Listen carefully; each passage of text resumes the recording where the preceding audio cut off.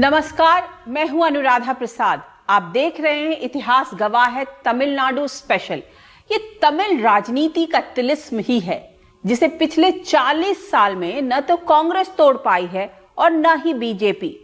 तमिल राजनीति डीएमके और एआईएडीएमके के इर्द गिर्द ही घूमती रहती है। हाल के दशकों में तमिल राजनीति में बहुत बदलाव आया है। अब वहां न ब्राह्मण वर्चस्व का विरोध रहा है, न ही हिंदी का प्रचंड विरोध और न वंशवाद की मुखालफत।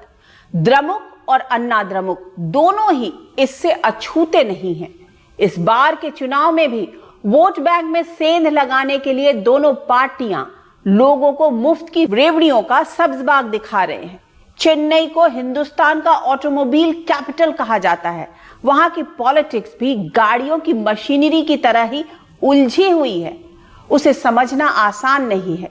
कल मैंने आपको दिखाया था कि कैसे द्रविड़ आंदोलन से तमिलनाडु की सियासी धारा आगे बढ़ी। ब्राह्मण वर्चस्व के खिलाफ दलित और पिछड़ी जातियां कैसे एकजुट हुई। हिंदी विरोध ने किस तरह से डीएमके के लिए जमीन तैयार की।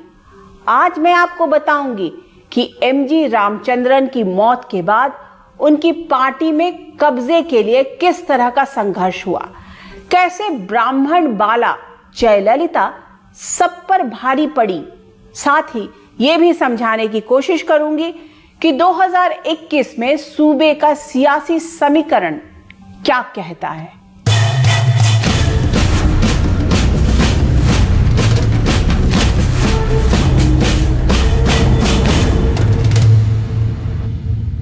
साल 1987 दिसंबर का महीना।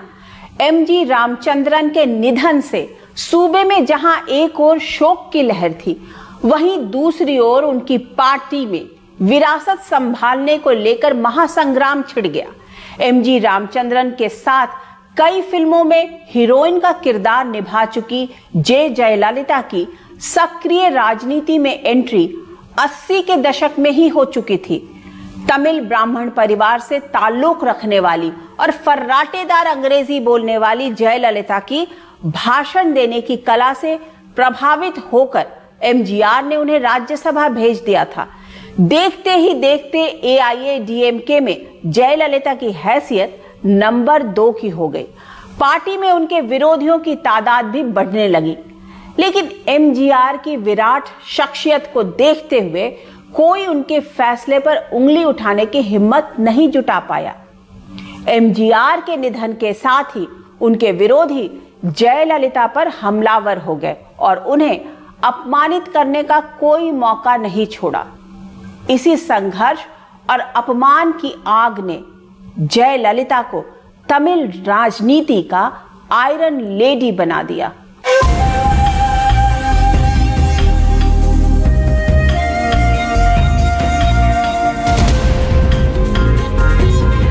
ये तस्वीरें 1987 की हैं, जब एमजीआर को श्रद्धांजलि देने के लिए जयललिता एमजीआर के घर पहुंची तो दरवाजे बंद कर दिए गए।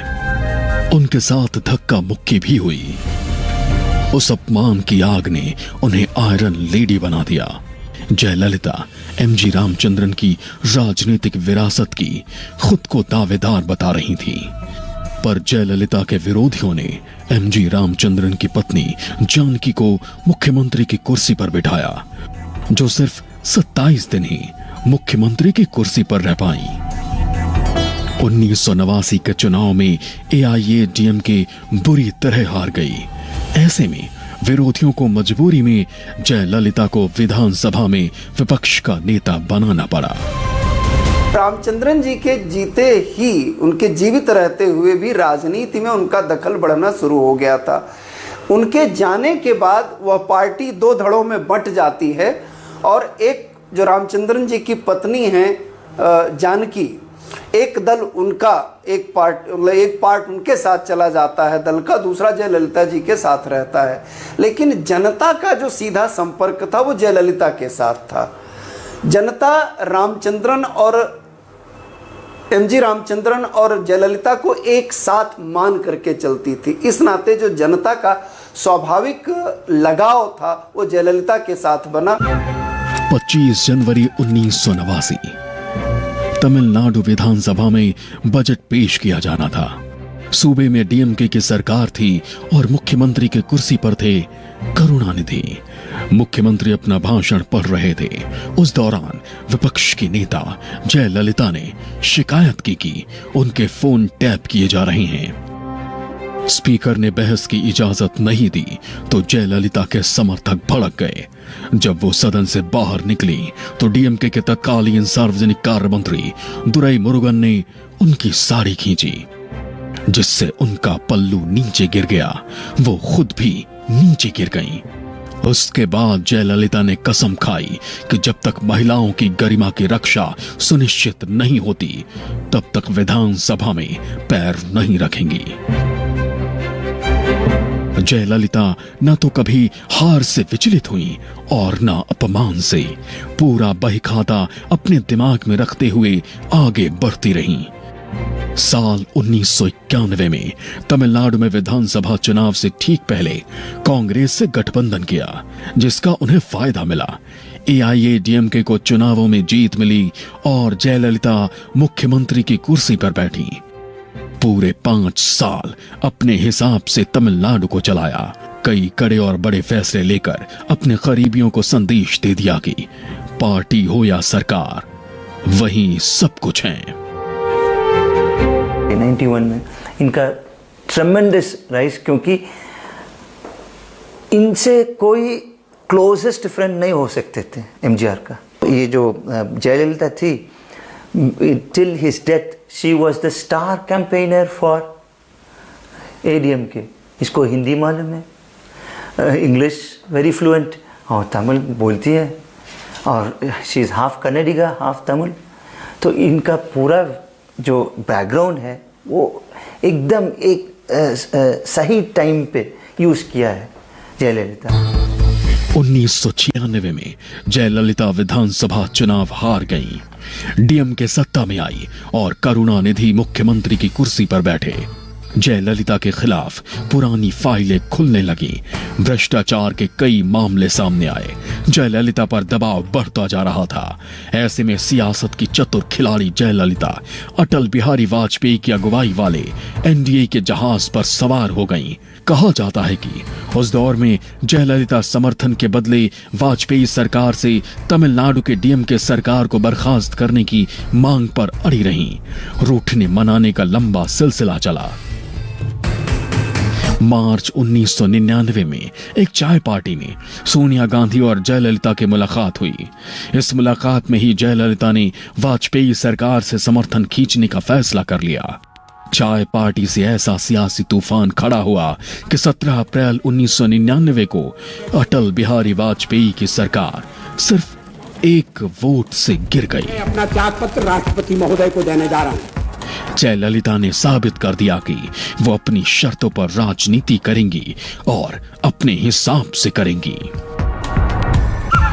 21 जून 2001 रात के 2 बजे मुख्यमंत्री जयललिता के आदेश पर पुलिस ने डीएमके चीफ और पूर्व मुख्यमंत्री करुणानिधि को किसी मामूली अपराधी की तरह घर से उठा लिया।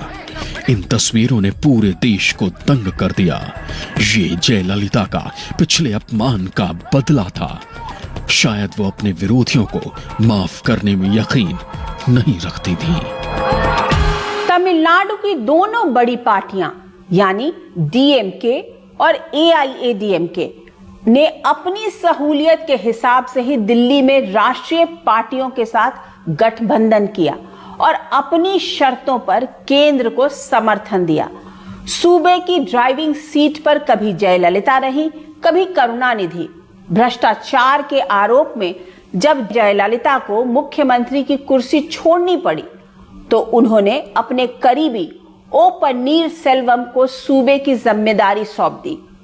पन्नीर सेल्वम ने मुख्यमंत्री की कुर्सी पर जयललिता की तस्वीर रखकर ठीक उसी तरह राजकाज चलाया जैसे त्रेता युग में श्री राम के वनवास के बाद भरत ने उनकी खड़ाऊ को रखकर अयोध्या की शासन व्यवस्था को संभाला था। कलयुग में मुख्यमंत्री ओ पन्नीरसेल्वम त्रेता युग के भरत से भी 2 कदम आगे निकल गए। कभी जयललिता बतौर मुख्यमंत्री जिस कुर्सी पर बैठती थी उस पर बैठे नहीं, हमेशा उनकी तस्वीर सामने रखकर कैबिनेट की मीटिंग की। कभी उनकी गाड़ी पर नहीं बैठे। पार्टी के भीतर और सरकार में जयललिता ही सब कुछ बन चुकी थी। पार्टी हो या सरकार, कोई सेकंड लाइन नहीं, कोई थर्ड लाइन नहीं, सब कुछ सिर्फ और सिर्फ जयललिता ही थी। उनका नेक्स्ट जनरेशन, उसका ब्लड रिलेटिव कौन है? कोई नहीं है। तो इसका मतलब मेरे ख्याल से इमोशन जो है वो बहुत ज़्यादा प्ले करता है। वो भी तमिलनाडु में द इमोशनल ब्लैकमेल और emotional appeal has lot of role, a big role to play. Jayalalithaa का विवादों से बहुत पुराना नाता रहा।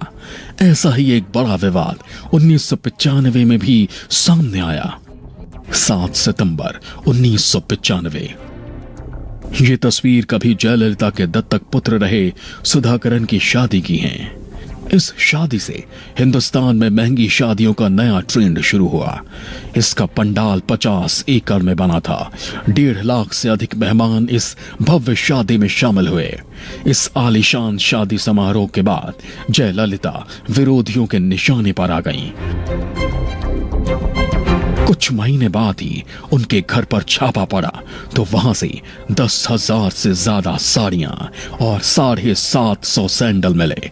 बतौर मुख्यमंत्री 1 रुपए तनख्वाह लेने वाली जयललिता की दौलत और शानो शौकत से पूरा हिंदुस्तान दंग था।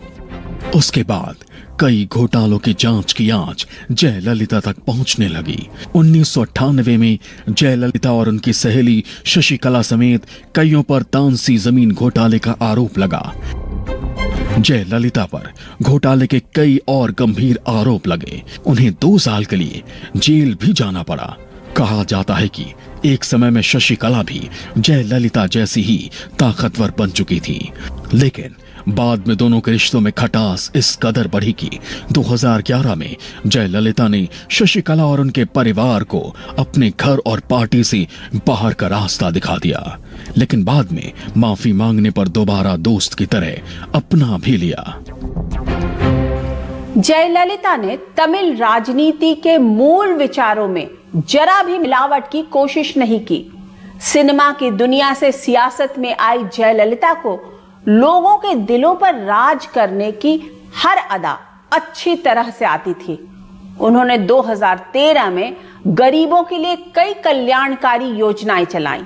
5 रुपए में गरीबों को भरपेट खाना खिलाने वाला अम्मा कैंटीन, अम्मा फार्मेसी, अम्मा टीवी, अम्मा सीमेंट, अम्मा मैरिज हॉल के अलावा अम्मा कॉल सेंटर की शुरुआत हुई।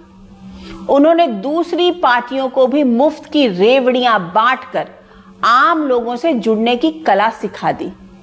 उस दौर में मनमोहन सरकार में शामिल डीएमके के मंत्रियों पर भ्रष्टाचार के गंभीर आरोप लगे। 2G स्पेक्ट्रम घोटाले ने तो डीएमके की फ्रीक्वेंसी ही बिगाड़ दी। सितंबर 2014 में आय से अधिक संपत्ति के केस में जयललिता को 4 साल की जेल की सजा हुई। उन्हें मुख्यमंत्री की कुर्सी छोड़नी पड़ी और जेल जाना पड़ा। ऐसे में ओ पन्नीरसेल्वम को फिर सूबे की कमान मिली। 2016 के विधानसभा चुनाव में एआईएडीएमके को तमिलनाडु में दोबारा सरकार बनाने का मौका मिला। जब जयललिता अस्पताल में भर्ती हुई तब भी उन्होंने पन्नीरसेल्वम पर ही भरोसा जताया, लेकिन 2016 में उनके निधन के बाद एआईएडीएमके में वर्चस्व की लड़ाई सड़कों पर आ गई। जयललिता के निधन के बाद उनकी विरासत संभालने को लेकर जंग शुरू हो गई। एक और मुख्यमंत्री की कुर्सी संभाल रहे ओ पन्नीरसेल्वम थे, जो कभी जयललिता के सबसे करीबियों में से एक थे। दूसरी ओर शशिकला के भरोसेमंद के पलनीस्वामी थे, जो मुख्यमंत्री पन्नीरसेल्वम के खिलाफ मोर्चा खोले हुए थे। पार्टी में 2 फाड़ हो गया। इस खींचतान का फायदा उठाते हुए शशिकला ने खुद मुख्यमंत्री की कुर्सी पर बैठने की तैयारी कर ली। बस उन्हें राज्यपाल के न्योते का इंतजार था, लेकिन 2 दशक पुराने भ्रष्टाचार के एक मामले में शशिकला को जेल जाना पड़ा। ऐसे में उन्होंने अपने भरोसेमंद पलानी स्वामी को मुख्यमंत्री की कुर्सी पर बिठा दिया, इस सोच के साथ कि भले ही मुख्यमंत्री की कुर्सी पर पलानी स्वामी होंगे, लेकिन सूबे में हुकूमत उनके इशारे पर चलेगी। एआईडीएमके में जैसे ही जयललिता जी जो गुजर गई, ऐसे आपको सबको पता है ईपीएस, ओपीएस, शशिकला, तीन धड़े जो है मतलब आगे सामने आ गई और बहुत झगड़ा हुआ। कोर्ट भी गए लोग कि कौन है जनरल सेक्रेटरी और कौन नहीं है इस बात को लेके।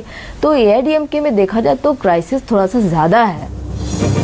राजनीति के चतुर खिलाड़ी पलानी स्वामी ने मुख्यमंत्री की कुर्सी पर बैठते ही अपने हिसाब से फैसले लेने शुरू किए। उन्होंने भीतर खाने पनीर सेल्वम से भी समझौता कर लिया। शशिकला ने इसे अपने साथ धोखा माना। इतना ही नहीं, पलानी स्वामी ने गोटियां ऐसी बिठाई कि शशिकला और उनके भतीजे टीटीवी दीनाकरन को एआईएडीएमके में अपने लिए कोई उम्मीद नहीं दिखी। ऐसे में दीनाकरन ने अम्मा मक्कल मुनेत्र कड़गम नाम से नई पार्टी बना ली। बढ़ती उम्र के साथ करुणानिधि की सेहत भी लगातार गिरती जा रही थी।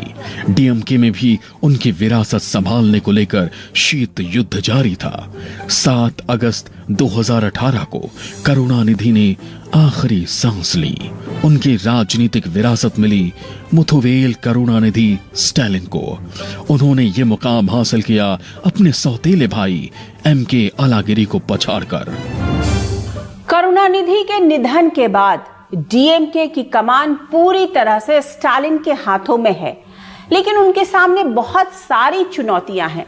पिछले 10 वर्षों से उनकी पार्टी तमिलनाडु की सत्ता से बाहर है। उधर एआईएडीएमके के पास भी जयललिता जैसी शख्सियत नहीं है। कभी तमिल राजनीति में पर्दे के पीछे से अहम किरदार निभाने वाली शशिकला सक्रिय राजनीति से संन्यास का ऐलान कर चुकी हैं। सवाल उठ रहा है कि राजनीति की इतनी चतुर खिलाड़ी का चुनाव से ठीक पहले संन्यास लेने का मतलब क्या है?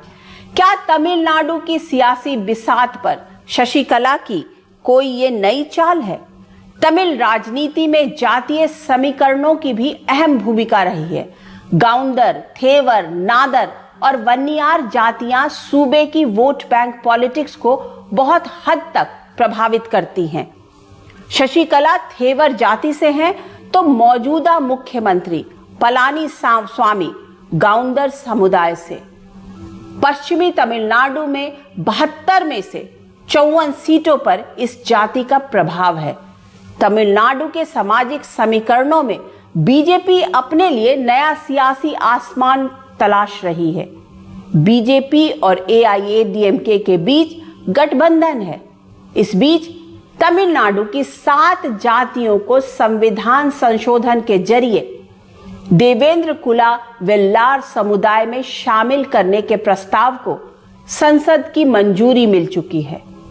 तमिल पॉलिटिक्स का एक रोचक पहलू वहां की गठबंधन राजनीति भी है। तमिलनाडु के सियासी रण में 4 मोर्चे खुले हुए हैं। पहला एआईएडीएमके का मोर्चा, जिसकी अगुवाई के पलानी स्वामी कर रहे हैं। दूसरा मोर्चा डीएमके का है, जिसकी अगुवाई एमके स्टालिन कर रहे हैं। तीसरा मोर्चा मक्कल मुनेत्र कड़गम का है, जिसकी अगुवाई शशिकला के भतीजे टीटीवी दिनाकरन कर रहे हैं। चौथा मोर्चा है मक्कल नीदि मय्यम का, जिसकी अगुवाई कर रहे हैं फिल्म स्टार कमल हसन। तमिलनाडु का सियासी मिजाज कुछ ऐसा रहा है कि सूबे में पिछले 54 साल से कभी डीएमके तो कभी एआईडीएमके की सरकार रही। ऐसे में वहां की छोटी बड़ी पार्टियां और राष्ट्रीय पार्टियां भी गठबंधन के सहारे चुनावी वैतरणी पार करने की रणनीति पर आगे बढ़ी हैं। इस बार एआईएडीएमके के अगुवाई वाले गठबंधन में बीजेपी और पीएमके भी शामिल है। बीजेपी 20 सीटों पर चुनाव लड़ रही है, तो एस रामदोस की पार्टी पट्टाली मक्कल काची यानी पीएमके 23 सीटों पर अपनी किस्मत आजमा रही है। सरकार की ओर से वन्नियार समुदाय के लिए 10.5% आरक्षण दिए जाने के चुनावी फायदे की अटकलें लगाई जा रही हैं। तमिलनाडु की सियासत में पीएमके की लोकप्रियता का आलम यह है कि 2016 के विधानसभा चुनाव में 5.3% वोट हासिल किया। 60 से अधिक सीटों पर दूसरी पार्टियों के उम्मीदवारों का खेल बिगाड़ा। अब आरक्षण दांव से एआईएडीएमके उन्हीं सीटों पर फायदा लेना चाहती है। डीएमके ने अपने सबसे बड़े गठबंधन साझेदार कांग्रेस को 25 सीटें दी हैं। इस मोर्चे में मरूम लार्ची द्रविड़ मुनेत्र कड़गम यानी एमडीएमके, विदुथलाई चिरुथीगालाकाची और कम्युनिस्ट पार्टी और इंडिया को 6 सीटें दी हैं। इंडियन यूनियन मुस्लिम लीग यानी IUML को 3 और मनिठान्या मक्कल कांची को 2 सीटें मिली हैं। शशिकला के भतीजे टीटीवी दिनाकरन की पार्टी अम्मा मक्कल मुनेत्र कड़गम ने अभिनेता से नेता बने विजयकांत की पार्टी देसिया मुरपुक्कू द्रविड़ कड़गम यानी DMDK और असदुद्दीन अवैसी की पार्टी AIMIM के साथ गठबंधन किया है। चौथे मोर्चे की अगुवाई कर रहे हैं कमल हासन। सिनेमा की दुनिया का ये सिकंदर अब तमिल राजनीति में जयललिता और करुणानिधि के निधन से पैदा हुए शून्य को भरने की कोशिशों में जुटा है। कमल हासन की MNM ने शरद कुमार की ऑल इंडिया समतुवा मक्कल कांची और इंडियन जननायक कांची ने आपस में गठबंधन किया है। प्रधानमंत्री नरेंद्र मोदी तमिल राजनीति के मूल तत्वों को अच्छी तरह जानते हैं। शायद इसीलिए 28 फरवरी को उन्होंने रेडियो पर अपने खास कार्यक्रम मन की बात में तमिल भाषा को नहीं सीख पाने को अपनी कमी बताया। मेरी एक कमी ये रही कि मैं दुनिया की सबसे प्राचीन भाषा तमिल सीखने के लिए बहुत प्रयास नहीं कर पाया। मैं तमिल नहीं सीख पाया। यह एक ऐसी सुंदर भाषा है जो दुनिया भर में लोकप्रिय है। दरअसल मोदी तमिलनाडु के लोगों को संदेश देना चाह रहे थे कि बीजेपी तमिल संस्कृति और उसके मूल्यों की रक्षा करेगी। डीएमके सुप्रीमो MK स्टैलिन के बेटे उदयनिधि स्टैलिन भी पार्टी के लिए धुआंधार प्रचार कर रहे हैं। उदयनिधि स्टैलिन चेन्नई की चेपक थिरुवल्लुकेनी सीट से अपनी किस्मत आजमा रहे हैं। कभी इसी सीट से उनके दादा करुणानिधि ने अपनी सियासी पारी की शुरुआत की थी। तमिलनाडु की राजनीति का एक और दिलचस्प पहलू है वोट के लिए चुनावी वादे। इस बार भी चुनावी घोषणा पत्र में सियासी पार्टियों ने टीवी, सोने की chain, tablet, free internet data और वॉशिंग मशीन जैसी चीजें मुफ्त देने का ऐलान किया है। जीत की हैट्रिक लगाने के इरादे से जहां AIADMK ने परिवार के एक सदस्य को सरकारी नौकरी देने का वादा किया है, वहीं DMK ने सरकारी स्कूल और कॉलेज के छात्रों को फ्री में टैबलेट देने का भरोसा दिया है। दोनों ही पार्टियां महिलाओं के वोट झटकने के लिए मैटरनिटी लीव 6 महीने से बढ़ाकर साल भर करने की बात कर रही हैं।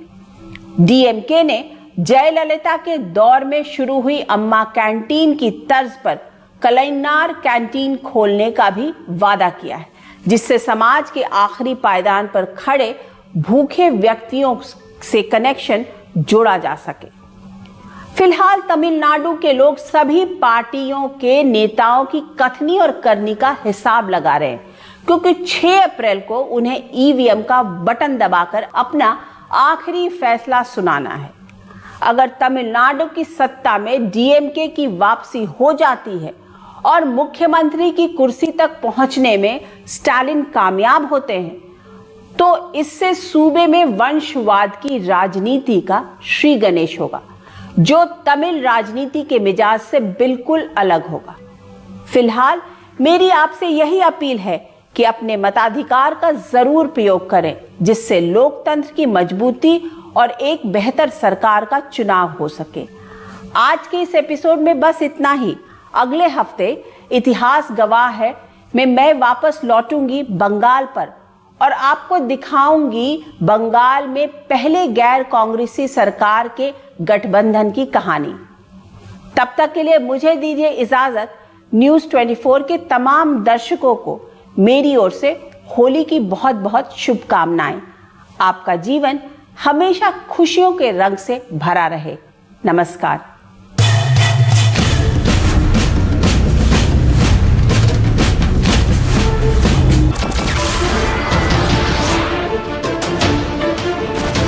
नमस्कार, मैं हूं मानक गुप्ता।